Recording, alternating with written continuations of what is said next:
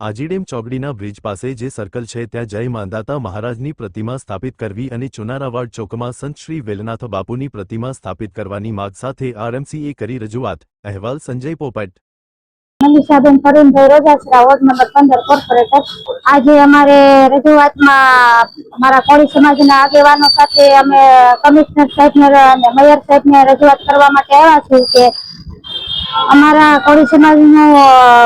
15 નંબરમાં 2 લાખથી પણ વધારે વસ્તી ધરાવે છે, તો અમારી કોળી સમાજમાં એકય જગ્યાએ અમારા